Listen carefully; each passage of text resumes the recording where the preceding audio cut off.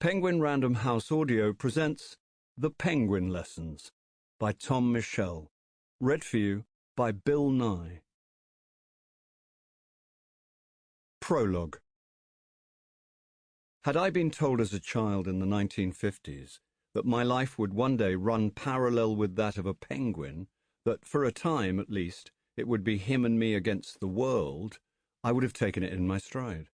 After all, my mother had kept 3 alligators at the house in Esher until they grew too big and too dangerous for that genteel town, when keepers from Chessington Zoo had come and removed them.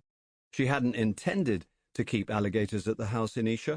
She had lived in Singapore until the age of 16, and on leaving to return to England, she had been given 3 eggs as a memento by her best friend in a tender and tearful farewell. The eggs had hatched, naturally, in her cabin during the long voyage, and so, naturally, she had to take them home with her. Years later, in wistful moments, she sometimes remarked that the imaginative present was perhaps the most effective keepsake she had ever been given. I knew wild and domestic animals well. My rural upbringing ensured I had a realistic view of life. I knew the fate of foxes and farm stock. However, exotic animals I knew only from zoos and my imagination. I, like Walt Disney Productions later, was inspired by the genius of Rudyard Kipling. I could identify completely with the Jungle Book and Kim, and his description of school days that were identical to my own more than half a century later.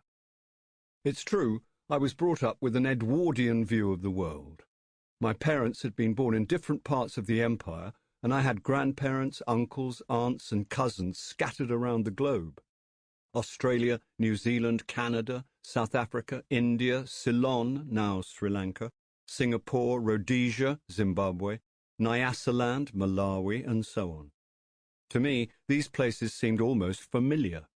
Several times a year, letters, and with rather less frequency than their authors, would arrive from those countries to fire my childish imagination with stories of darkest Africa and the like. But I wanted to explore somewhere different, uncharted territory, a real tierra incognita. South America was somewhere that nobody I knew appeared to have any experience of or connection with. So I had made up my mind while still at school that South America was where I would go when I grew up. At the age of 12, I bought a Spanish dictionary and secretly started learning Spanish phrases. When the opportunity arose, I'd be ready. It was some 10 years before that opportunity arrived, in the form of an advertisement in the Times Educational Supplement. Wanted, it said, for HMC boarding school in Argentina. The position was so clearly suited to my purpose that within half an hour my application was in the post box and ready to wing its way across the Atlantic, announcing that they need look no further. As far as I was concerned, I was on my way. I researched the economic and political situation before leaving, of course. An uncle in the Foreign Office gave me the inside track on the fragility of the Peronist government in Argentina. There was likely to be another bloody coup by the army at some stage, our intelligence suggested. Terrorism was rife, murder and kidnappings were everyday events. Only the army could restore any order, it was thought. My bank in London, meanwhile, furnished me with economic information on Argentina. Out-and-out wholesale mayhem. In short, everybody said, in an avuncular sort of way, that going to Argentina was an absurd notion and, under such circumstances, quite out of the question. Nobody in their right mind would dream of going. This, of course, was exactly what I wanted to hear and all the encouragement I needed. I was offered the post of assistant master with residential responsibilities, but the terms of my contract were not terribly promising. The college would pay for 1 return flight, conditional on my staying for a full academic year.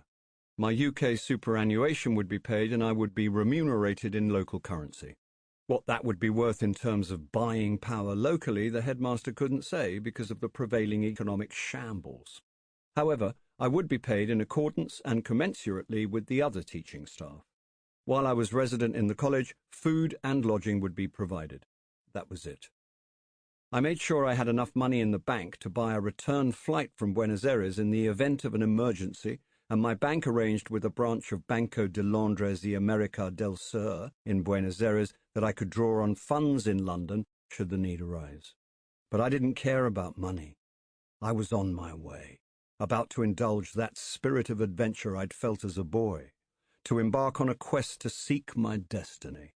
That fortune would assign me a penguin as a friend and fellow traveller, who would one day provide a wealth of bedtime stories for generations then unborn, was a singular twist of fate that still lay far over the western horizon.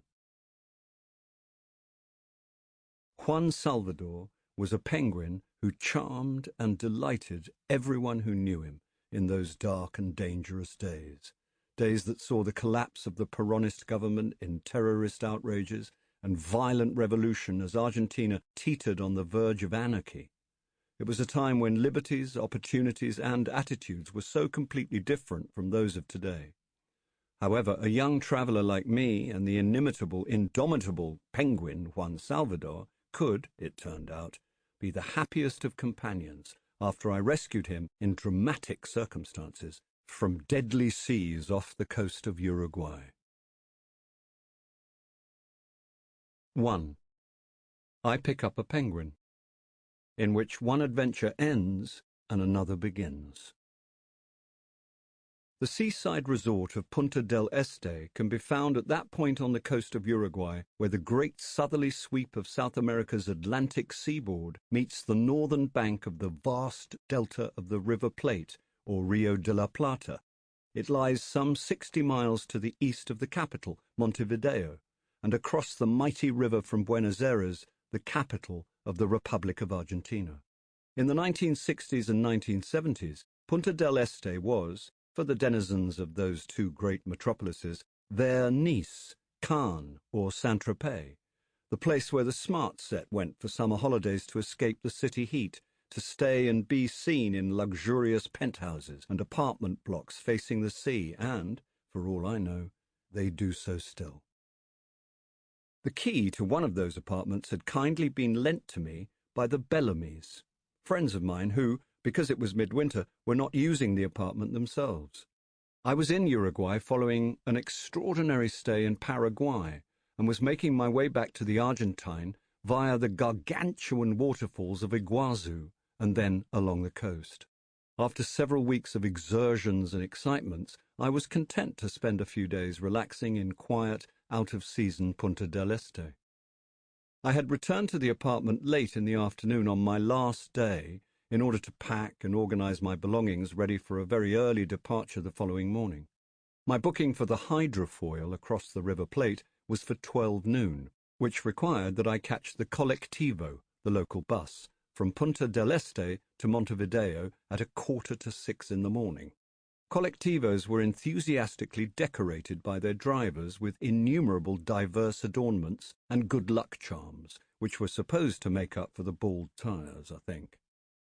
Having packed, cleaned, and checked the apartment, I decided to take a final walk by the sea before going out for what would be my last supper at the resort.